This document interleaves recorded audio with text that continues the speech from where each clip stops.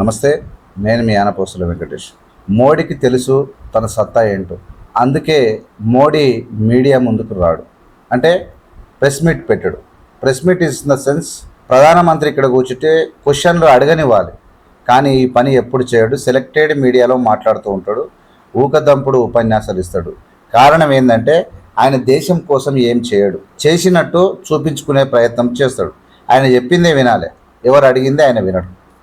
కారణం ఏంటి అంటే ఖచ్చితంగా ఆయనకు ఒక భయం అనేది ఉంది. రాజకీయాలను డైరెక్ట్ ఫేస్ చేయడు. మొన్నటి ఎలక్షన్లో 2024లో ఆయన 25 ఎంపీ సీట్లు తగ్గితే ఇంట్లో కూర్చున్న వ్యక్తి, ఆయన చేసిన తప్పులకు జైలు పోవాల్సిన వ్యక్తి. 25 సీట్లు తగ్గితే ఆయన ఇంట్లో కూర్చోవాలి.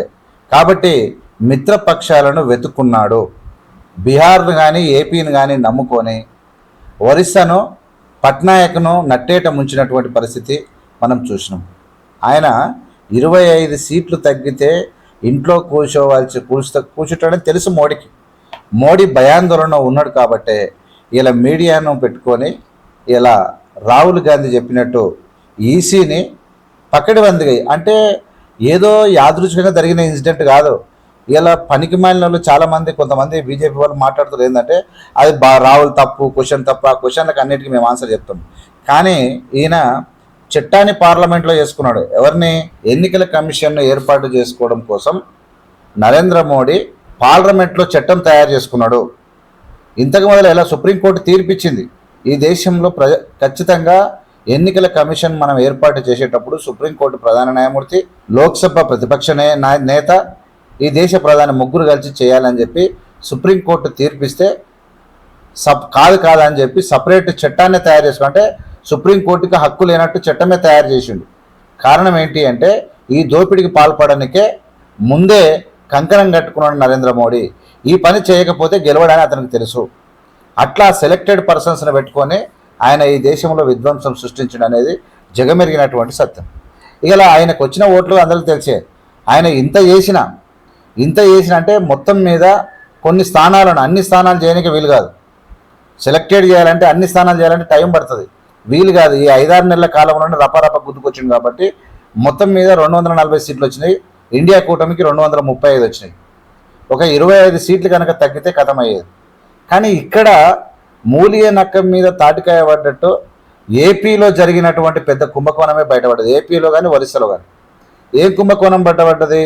ఓట్ ఫర్ డెమోక్రసీ అనేటువంటి సంస్థ ఆంధ్రప్రదేశ్లో పోలైన ఓట్ల కన్నా 12% ఓట్లు లెక్కింపు జరిగినాయి ఎక్కువ అని చెప్పి ఓట్ ఫర్ డెమోక్రసీ అనే సంస్థ క్లియర్గా చెప్పేసింది.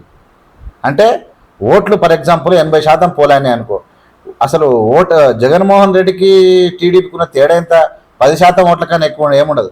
కానీ 12% ఓట్లు ఎక్కువ కౌంటింగ్ చేసిరంటే ఏదో మాయ జరిగిందని అర్థం. అంటే ఈ దెబ్బకు ఇలా అపహాస పాలవుతుంది చంద్రబాబు నాయుడు యొక్క ప్రభుత్వం. ఇలా పవన్ కళ్యాణ్కి బైక్ వచ్చినాయి, ఆయన ఏమో ఇరగదీసినట్టు, ఇంతకు ముందు రాజకీయాలు చేసి సేవ చేసినట్టు బైక్ రావడం, ఇవన్నీ అంటే సెలెక్టెడ్ విధానంగా పవన్ కళ్యాణ్ భవిష్యత్తులో బీజేపీని లీడ్ చేయాలనే ఉద్దేశంతో కావాలని చేసినట్టు ఇక్కడ అందరికీ అనుమానాలు వస్తూ ఉన్నాయి. మొత్తం మీద ఏపీలో ఓటు ఫర్ డెమోక్రసీ అనేటువంటి సంస్థ 12 పాయింట్ పైన, అంటే 12.58%, 54% ఓట్లు ఎక్కువ కౌంట్ చేసిర్రు. అంటే పడ్డ ఓట్ల కన్నా ఎక్కువ కౌంట్ చేసి 10% ఓట్లు పెంచితే వాళ్ళు ఆటోమేటిక్గా విన్ అవుతారు. ఇది జరిగింది ఏపీలోని కూడా. ఓట్ ఫర్ డెమోక్రసీ సంస్థ చెప్పింది. ఆ సంస్థను వీళ్ళు ఏం చేయలేరు కూడా. వీళ్ళు చేస్తే వీళ్ళని ప్రజలు తొక్కిడిచి పెడతారు. ఇది ఏపీలో అపహాస్య పాలైనటువంటి తీరు. ఒరిస్సాలో కూడా సేమ్ చేసిరు. ఒరిస్సా నవీన్ పట్నాయక్ను ఖతం చేసిరు. 12.48% ఓట్లు కూడా ఎక్కువ కౌంట్ చేసిరు. మొత్తం మీద మాయదారి ప్రభుత్వం. ఎందుకంటే ఏం చేయని మోడీ ఎట్లా గెలుస్తాడు? ఇలా ఈ దేశానికి స్వాతంత్రం ఇచ్చి, తెలంగాణ రాష్ట్రం ఇచ్చి, ఇండ్లు ఇచ్చి, బావులు ఇచ్చి, పాఠశాలలు కట్టి, ప్రయోగశాలలు కట్టి, ప్రయోజకులు చేసి, ఆర్మీని పెట్టి, ఉద్యోగాలు ఇచ్చి, వ్యవస్థను స్థాపించి, ఈ దేశానికి ప్రాజెక్టులు కట్టి, నిర్మాణం చేసి, ఈ దేశానికి ప్రాణత్యాగం చేసినటువంటి పార్టీలే ఇలా ఓసారి గెలిస్తే ఓసారి ఓడిపోతే ప్రజల కోపం వస్తే ఓడిస్తారు. వీళ్ళు నిస్సిగ్గుగా, నితేచ్ఛగా, భయం లేకుండా ప్రజలకు ఒకేసారి చేస్తారంట ఓట్లు. ఒకేసారి జమిలీ ఎన్నికలు చేస్తారంట.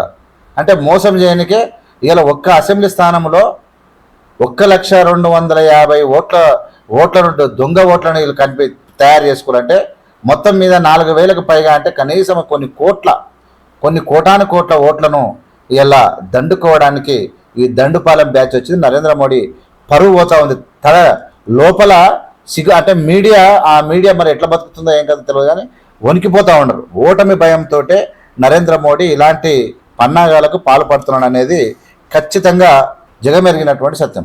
చాలా ఈజీగా అడుగుతున్నారు. ఒకవేళ వీళ్ళు రాహుల్ గాంధీ అడిగిండు ఓటర్ లిస్ట్ ఇవ్వమని అడిగిండు, అంటే ప్రింటింగ్ ఫార్మేట్లో ఇచ్చారు. డిజిటల్ ఫార్మేట్లో రీడబుల్ ఫార్మేట్లో ఇస్తే ఒకవేళ మిషన్ ఫార్మేట్లో ఉంటే రీడబుల్ ఫార్మేట్లో ఉంటే సెకండ్స్లలో అదే వితిన్ అవర్స్లో దేశం మొత్తంలో ఉన్నటువంటి ఫేక్ ఓట్లు బయట పెట్టవచ్చు. దేశంలో జరుగుతున్నటువంటి అవకతవకలను గంటల్లో మనము అక్యుములేట్ చేయొచ్చు, ఎలివేట్ చేయొచ్చు. అట్లా ఇస్తే దొరికిపోతామని చెప్పి జనుకుతున్నటువంటి ఎప్పుడు రంకు నేర్చినమ్మ బొంకు నేర్చింది అన్నట్టు క్వశ్చన్లు వేస్తుంది ఉల్టా రాహుల్ గాంధీకి. నువ్వు అట్లా ఫామ్ చేయి, నువ్వు ఇట్లా ప్రామిస్ చేయి, నువ్వు ఇట్లా ఫామ్ నింపు, నువ్వు ఇట్లా క్వశ్చన్ అడుగు. నీ గదంత ఎందుక? ఎన్నికల కమిషన్ ఇక్కడ తప్పు జరిగిందంటే వెరిఫికేషన్ ఉరికి రావాలి. కానీ దున్నపోతు నిద్రపోయినట్టు నటిస్తూ ఉంది, భయపడుతూ ఉంది. కారణం ఏంటంటే ఇది కుమ్మక్కుతో కూడినటువంటిది. ఈ దేశంలో ఏం చేయని బీజేపీ శ్రీరాముని పేరు చెప్పి, హిందుత్వం పేరు చెప్పి, పాకిస్తాన్ పేరు చెప్పి, ఆ పేరు చెప్పి ఈ పేరు చెప్పి పబ్బం గడుపుకున్నటువంటి వాళ్ళు మనం ఎట్లా గెలవం? మన ప్రజలు నమ్మరు. ఎందుకంటే భారతీయులు ఇటువంటి సెంటిమెంట్లకు తక్కువ, కొంతమంది మాత్రమే ఉంటారు. దాన్ని ప్రజలు అన్ని రకాలుగా ఏమో చేయాలనుకున్నారు. కానీ ఈ దెబ్బకు రాహుల్ గాంధీకి తెలిసిపోయింది. ఇప్పటికైనా దేశం మేల్కొన్నది, వీళ్ళకు భయం పుట్టుకున్నది. ఎట్టి పరిస్థితుల్లో వీళ్ళకు మనగడ కొనసాగదు, వీళ్ళ మోసాలు బయటపడ్డాయి. కాబట్టి చాలా జాగ్రత్త పడేటువంటి అవకాశం ఉంది. ఇక సుప్రీంకోర్టు తీర్పిసి కూడా పట్టించుకోలేదా నరేంద్ర మోడీ? అంటే ఎంత డేంజర్ అంటావు? సుప్రీంకోర్టు అట్లా కాదయా, ఎన్నికల కమిషన్ నుండి ఒక్కరి వెంట నియమిస్తావు. సుప్రీంకోర్టు ఉంటే బాగుంటుంది, ప్రతిపక్ష నేత రాహుల్ గాంధీ కూడా ఉంటే బాగుంటుంది. మనం కలిసి ఒక వ్యక్తిని పెడితే ఆ వ్యక్తి మంచోడా చెడ్డోడా చూసి చేస్తాం. నువ్వు ఎవరిని పెట్టినా నువ్వు కుమ్మక్క అవుతా ఉన్నావు, ఇది కరెక్ట్ కాదని చెప్తే కూడా వినలే. ఎందుకంటే టార్గెట్ ఇది కదా, టార్గెట్ ఏంది? మోసం చేయడం. కాబట్టి ఇట్లా ఉండే ఎన్నికలు, ఇట్లా దేశం ఇట్లా కాదు, ప్రజల కోసం పనిచేయాలి ఎన్నికల కమిషన్ ఉన్నది ప్రజల కోసమే, సుప్రీంకోర్టు ఉన్నది ప్రజల కోసమే, ప్రధానమంత్రి ఉన్నది ప్రజల కోసమే, పార్లమెంటు ప్రజల కోసమే, అసెంబ్లీ ప్రజల కోసమే. కానీ వీళ్ళు ఏం చేస్తారంటే వీళ్ళ సొంత జాగీరు లేక వాడుకుంటూ ఉన్నారు. ఇది కరెక్ట్ కాదనేది అందరూ అడుగుతూ ఉన్నారు. మన ముఖ్యంగా అన్నిటికన్నా పెద్ద ఫాల్తు విషయం ఏంటంటే సీసీ ఫుటేజ్ డిస్ట్రాయ్ అయినంట. సిగ్గు శరం అనిపిస్తలేదు ఎవరికి, సిగ్గు మన అనిపిస్తలేదు, నా శరం అనిపిస్తలేదు. సీసీ ఫుటేజ్లు బయట పెట్టని అడిగితే లేదు తీసేసినాం అంటుంది ఈసీ. అంటే ఇది ఎంత కుమ్మక్కయింది? ఏం అవసరమా సీసీ కెమెరా? ఎందుకు చేసినావు? ఏమో కడుపు ఒత్తుకపోయిందా, మండలేసిందా? ఎందుకు సీసీ ఫుటేజ్ డిస్ట్రాయ్ చేసిరు అంటే దానికి ఆన్సర్ లేదు, ఎవరు చెప్పలేదు అసలు. సీసీ ఫుటేజ్ డిస్ట్రాయ్ ఎందుకు చేసినాం అంటే ఎవరు చెప్పలేని పడ్డాడు. వీవీ ప్యాడ్స్ కూడా పోయినాయట. ఇప్పుడు ఓట్లు వేసినాక వీవీ ప్యాడ్ పడుతుంది కదా, మనం కట్టుకున్న బటన్ వచ్చినప్పుడే ఆడ వీవీ ప్యాడ్ పడుతుంది. ప్యాడ్ అంటే వెరిఫైడ్ స్లిప్ పడుతుంది కదా, ఆ స్లిప్పులు కూడా తీసేసిరంట. ఇక ఇంతకు మనిషిని సిగ్గు తప్పినటువంటి ఎన్నికల కమిషన్ ఉంటుందా ఆయన? అది కూడా లేదు. అంటే వీవీ ప్యాడ్స్ గతమై డిస్ట్రాయ్ చేసిరు, సీసీ ఫుటేజ్ డిస్ట్రాయ్ చేసి ఇంకేముంది మరి ఎట్లా ఎంత అయిందా? మరి ఇట్లా ఓట్లు పడ్డాయంటే 6 గంటల తర్వాత లాట్ ఆఫ్ పీపుల్ వచ్చిరంట ఓట్లేనికి. అరే ఎందుకు ఈ సీసీ ఫుటేజ్ అడిగినామంటే ఇప్పుడు ఏందా మధ్యాహ్నం ఇంతమంది ఓట్లు వచ్చారు, ఇంతమంది వేయలే కదా, 100% మనము 70% 80% ఓట్లు వేయడానికి జనాలు రాలే కదా అంటే 6 గంటల తర్వాత వచ్చారు. మరి 6 గంటల తర్వాత వస్తే సీసీ ఫుటేజ్ బయట పెట్టంటే తీసేసిరంట. ఇంకా దీనికి మించినటువంటి సిగ్గుదాపిన పని ఇంకోటి ఉండదు. నెక్స్ట్ ఇంకొకటి, ఇందులో ఫామ్ 6 దుర్వినియోగం జరిగింది. ఫామ్ 6 అంటే న్యూ ఎంట్రీ ఓటర్స్ ఉంటారు కదా, న్యూ ఎంట్రీ ఓటర్స్ ఎవరైతే ఉంటే ప్రతి సంవత్సరం కానీ ఎన్నికల ముందు కానీ 18 సంవత్సరాలు నిండిన వాళ్ళకు ఓటు వినియోగం కోసం ఫామ్ 6 ఇస్తారు. ఆ ఫామ్ 6 వల్ల 70 ఏళ్ళు 80 ఏళ్ళు నింపుకున్నారంటే దీనికి మించిన దౌర్భాగ్యం ఏమున్నది? దుర్వినియోగం. ఇంతకన్నా సిగ్గుమాలిన పని ఏముంది? ఈ విధంగా చేసి దేశాన్ని మొత్తం మీద ఆగం చేసేటువంటి పరిస్థితికి వచ్చింది. మొత్తం మీద ఈసీ ఆడుతున్నటువంటి దాగుడు మూతలను ఖచ్చితంగా చర్యలు తీసుకుంటామని చెప్పి రాహుల్ గాంధీ చెప్తా ఉన్నారు. ఖచ్చితంగా ఎవరి మెడలైనా వస్తారు ప్రజలు. ఈసీ ఉన్న ప్రజల కోసమే. ఈసీ ఏం చేసినా ప్రజలు తిరగబడితే ప్రజలు అదే అనుకో, ఎవడైనా అంతే సంగతిగా. మొత్తం మీద ఇక నరేంద్ర మోడీ ప్రభుత్వం యొక్క పాపాలు పండినటువంటి రోజు వచ్చింది. ఈ దేశ పేద ప్రజల యొక్క కడుపు కొడుతూ, ఈ దేశాన్ని పేదరికంలో నెట్టుతూ, ఈ దేశంలో ట్యాక్సీలు పెడుతూ, ఇలా పసిపిల్లలు పసిపిల్లలు తాగే పాల మీద, తినే డబ్బల రొట్టెల మీద, పెన్నుల మీద, పెన్సిళ్ళ మీద జీఎస్టీ వేస్తూ ఇలా పేదవాడిని కడుపు కొట్టేటువంటి అన్నిటి వస్తువుల యొక్క జీతం అంటే ఉద్యోగాలు లేక, జీతాలు లేక బతుకు తెరువు లేక పనులు లేక ప్రజలు బతికేటువంటి పరిస్థితిలో ఉంటే అడ్డగొలిగే ధరలు పెంచి ఇలా పేద ప్రజలను నడ్డి వేడుస్తూ ఉన్న దాని సంగతి తెలిసినటువంటి, అంటే అన్నం పుణ్యం తప్పిన ప్రధాని దొంగదారి దొడ్డిదారిని ఎన్నుకొని ఇలా ప్రజలకు గౌరవం ఇవ్వకుండా ఉన్నటువంటి బీజేపీ ప్రభుత్వాన్ని కూకటి వేలతో పీకేయడానికి ఈ దేశ ప్రజలు సిద్ధంగా ఉన్నారు. చూసినా ఉండండి AVM media. AVM media like చేసి, షేర్ చేసి, సబ్స్క్రైబ్ చేసి ప్రజలకు పంపితే మళ్ళీ కొత్త వీడియోలు వస్తాయి. మీరు అందరూ ఖచ్చితంగా లైక్ చేసి సబ్స్క్రైబ్ చేయడం మర్చిపోకండి. Thank you so much.